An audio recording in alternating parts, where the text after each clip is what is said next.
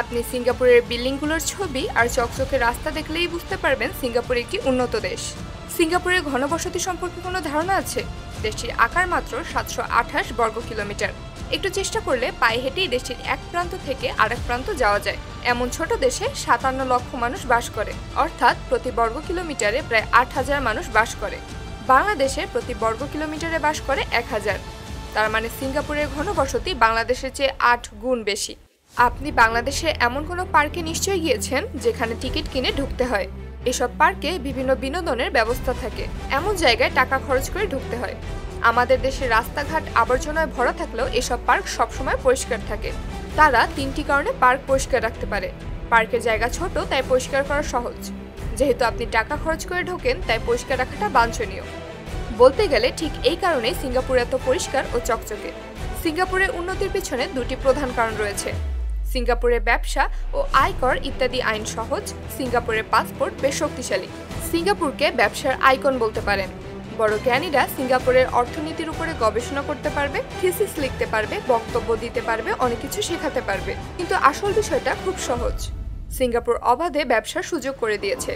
আমাদের দেশে বিদেশে টাকা পাঠানোর সময় অনেক নিয়ম কানুনের মধ্যে দিয়ে যেতে হয়। সিঙ্গাপুরের বৈদেশিক লেনদেন ও স্থানীয় লেনদেন একই রকম সহজ। ভারত বা বাংলাদেশে একটি লিমিটেড কোম্পানি রেজিস্টার করতে কতদিন লাগে আর কত টেবিলে যাওয়া লাগে একবার ভাবুন।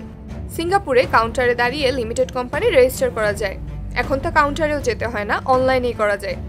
শুধু তাই নয়, আপনি অন্য দেশের নাগরিক, সিঙ্গাপুরে কোনোদিন যাননি, আপনিও আপনার দেশে বসে সিঙ্গাপুর কোম্পানির মালিক হতে পারেন। এমনকি সিঙ্গাপুরে না গিয়ে আপনি সেই দেশে ব্যাংক অ্যাকাউন্ট খুলতে পারেন। মূল জিনিসটা হলো অবাধে টাকা লেনদেনের ব্যবস্থা করে দেওয়া।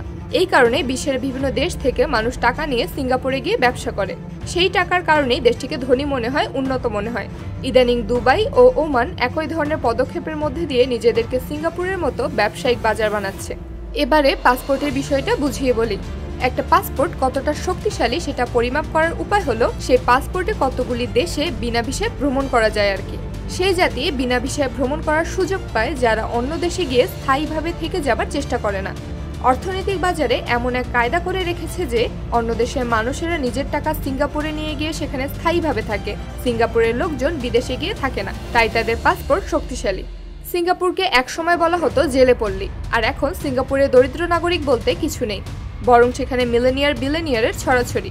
এসএসবিসির প্রতিবেদন অনুযায়ী 2030 সালের মধ্যে দেশটির প্রাপ্তবয়স্ক নাগরিকদের 30% বেশি হবে মিলেনিয়ার। 2022 সালের হিসাব অনুযায়ী দেশটিতে মাথাপিছু আয় 67,359 মার্কিন ডলার।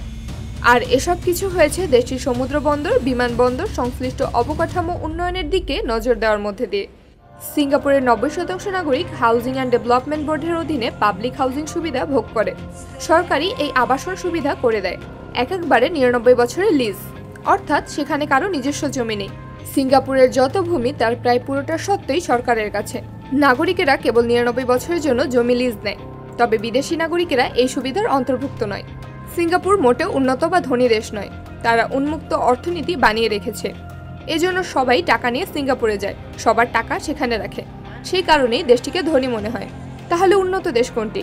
জার্মানি, কানাডা, যুক্তরাজ্য, সুইজারল্যান্ড, অস্ট্রেলিয়া, নিউজিল্যান্ড, যুক্তরাষ্ট্র, ফ্রান্স, জাপান, দক্ষিণ কোরিয়া ও ইউরোপীয় ইউনিয়নের দেশগুলি। এই দেশগুলোর নিজস্ব কৃষি, কারখানা, অর্থনীতি ইত্যাদি সব আছে। রয়েছে সরকারের পক্ষ থেকে নাগরিক সুবিধা, সেই সাথে রয়েছে আইনের সঠিক প্রয়োগ, মানবাধিকার ও সাম্য। সিঙ্গাপুরে কোনো প্রাইভেট স্কুল নেই, সব স্কুলই পাবলিক। তবে কিছু ইন্ডিপেন্ডেন্ট স্কুল আছে মূলত বিদেশিদের জন্য। সিঙ্গাপুরের শিক্ষা ব্যবস্থা একমুখী। ইংরেজি হলো মিডিয়া অফ ইনস্ট্রাকশন বা শিক্ষাদানের ভাষা, তবে মালয়, মান্দারিন ও তামিল ভাষায়ও কিছু বিষয় পড়ানো হয়। পৃথিবীর যে কোনো দেশে কর ব্যবস্থা থেকে সরকারের রাজস্ব আয়ের বেশিরভাগ আসে। সিঙ্গাপুরের রাজস্ব আয়ের বড় অংশ আসে সভেরাইন ফান্ডের বিনিয়োগ থেকে, আর তাই সিঙ্গাপুরের কর হার এশিয়ার মধ্যে সর্বনিম্ন। এটাই বিনিয়োগকারীদের মূল আকর্ষণের কারণ। তুলনামূলকভাবে কম শুল্ক গ্রহণের জন্য সিঙ্গাপুরের সুনাম বিশ্বজুড়ে। এভাবেই সামাজিক, রাজনৈতিক, শিক্ষা, উদ্ভাবন ও অর্থনৈতিক ক্ষেত্রে এগিয়ে আছে দেশটি।